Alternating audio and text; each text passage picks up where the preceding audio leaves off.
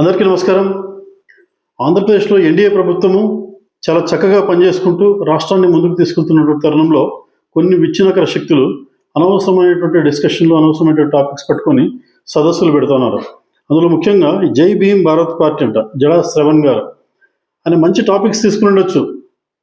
గ్రామీణ సడక్ యోజన ఈరోజు దేశంలోనే ఆంధ్రప్రదేశ్ 2వ స్థానంలో ఉంది. గ్రామాలను పట్టణాలతో అనుసంధానం చేసేటువంటి గ్రామీణ సడక్ యోజన విషయంలో అన్ని గ్రామాలను అనుసంధానం చేస్తూ ఉన్నారు. గత ప్రభుత్వంలో 5 సంవత్సరాల పాటు గ్రామాల్లోంచి పట్టణాలకు రావాలంటే వాడికి పట్టణానికి చేరుకుంటే పెద్ద అచీవ్మెంట్, లైఫ్ టైం అచీవ్మెంట్ లాగా. అటువంటిది ఈరోజు వాటిని సరి చేస్తూ మరమ్మతులు చేస్తూ ఈరోజు గ్రామీణ సడక్ యోజనకు 3,80,000 కోట్ల రూపాయలు ఇప్పటిదాకా మోడీ ప్రభుత్వం ఖర్చు పెట్టి గ్రామాలను పట్టణాలను అనుసంధానం చేస్తుంది. అదేవిధంగా వికసిత్ భారత్ జీరామ్జీ గ్రామీణ ఉపాధి పథకానికి కూడా పథకం మొదలైన తొలి దశలోనే ఆంధ్రప్రదేశ్కి 2,500 కోట్ల రూపాయలు కేటాయించడం జరిగింది. ఈ విషయాలపైన ఈయన జడా శ్రవణ్ సదస్సులు పెట్టచ్చు, ఇంకా ఫండ్స్ కావాలని చెప్పి డిమాండ్ చేయొచ్చు. ఎందుకంటే ఇది రాజకీయ పార్టీ పెట్టాను.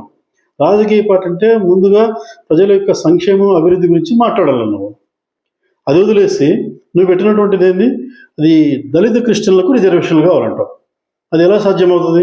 1950లో అంబేద్కర్ గారికి తెలియదు, కాన్స్టిట్యూషన్ ఆర్డర్ తెచ్చారు కదా, అదే ఆర్డర్ ఇప్పటిదాకా పనిచేస్తుంది కదా. ఎవరైతే హిందుత్వంలో ఉన్నటువంటి ఎస్సీలు ఎవరైతే ఉన్నారో వీరు మతం మారితే, ముఖ్యంగా విదేశీ మతాలు ఇస్లాం కావచ్చు, అది క్రైస్తవం కావచ్చు, మారినటువంటి వాళ్ళకు ఎస్సీ రిజర్వేషన్ వర్తించదు. ఇది స్పష్టం. అదే ఆర్డర్ ఇప్పటిదాకా ఉంది. ఏ కులాలు ఎస్సీ జాబితాలో వస్తాయని చెప్పేసి రాష్ట్రపతి గారు నోటిఫికేషన్ ద్వారా ఇస్తారు. ఆర్టికల్ 341 తెలిసినవాడు కదా, నువ్వు చదువుకున్నటువంటి వాడు, లాయర్వి, రిటైర్డ్ జడ్జివి, ఇప్పుడు రాజకీయ నాయకుడివి, అన్నీ తెలిసి కూడా మళ్ళీ చర్చ పెట్టావు. జనాల్లో ఒక గందరగోళ పరిస్థితి సృష్టించాలని చెప్పేసి. మరి పెట్టినవాడు ఊరుకుండొచ్చు కదా. అక్కడికి ఎవరిని పిలిచావు? ఆ రావణ్ అనేటువంటి వాడు విచ్చలవిడిగా హిందూ దేవీ దేవతలను తిడతాడు. రాముని తిడతాడు, సీతను తిడతాడు, అందరిని తిడతాడు. అటువంటి వాడిని తీసుకొచ్చి పెట్టి మళ్ళీ ఏమని చెప్తావు? నేను రాకముందే నా వేదికలో నా డయాస్ పైన ముందుగా కూర్చున్నాడు, నాకన్నా ముందు అంటావు. అది ఎక్కడ డయాసింగ్? అక్కడ క్లోజ్ చేసుకుని వెళ్ళిపోయేది అంటావు నువ్వు. లేకపోతే దించేసేది అంటావు. అతని నేచర్ తెలుసు కదా, అతని క్యారెక్టర్ తెలుసు కదా. హిందువుల మనోభావాలు దెబ్బతీయడమే అతని మెయిన్ మోటో ఉంటుంది. అటువంటి వాళ్ళంతా పోగు చేసేసి, సభ పెట్టేసి, ఉప ముఖ్యమంత్రిని తిట్టేసి, హిందూ యాక్టివిస్టులను తిట్టేసి, గందరగోళం సృష్టించేసి, రాజ్యాంగ పరంగా సాధ్యంగా అన్నటువంటిది, ఒకవేళ అది సాధ్యం కావాలని కూడా రాజ్యాంగపరమైనటువంటి ప్రక్రియ జరగాలి. అక్కడ కాన్స్టిట్యూషన్ రెమెడీస్ జరుగుతున్నాయి. అటువంటివి ఏమన్నా అవకాశాలు ఉంటాయి. అది తెలిసినటువంటి వాడివి ఉద్దేశపూర్వకంగా ఈ రాష్ట్రంలో నువ్వు ఇక్కడ అలజడి సృష్టించాలి, గందరగోళం సృష్టించాలి, జరుగుతున్నటువంటి డెవలప్మెంట్ని, వెల్ఫేర్ని డిస్టర్బ్ చేయాలన్నటువంటి ఉద్దేశంతో పెట్టినటువంటి సభగా దీన్ని మేము భారతీయ జనతా పార్టీ ఈ సభను గుర్తిస్తుంది. మత స్వేచ్ఛ ఆర్టికల్ 25. మత స్వేచ్ఛ అంటే నీకు నచ్చిన మతాన్ని నువ్వు ప్రాక్టీస్ చేసుకో, అంతేగాని ఇతర మతాలను తిట్టడం కాదు. ఇతర మతాలు తిట్టేటువంటి వాళ్ళని తీసుకొచ్చి పెద్ద మనుషులు చేసి వాళ్ళ ద్వారా చెప్పి మైకులు పట్టించేసి గంటల స్పీచ్ ఇప్పించడం కాదు.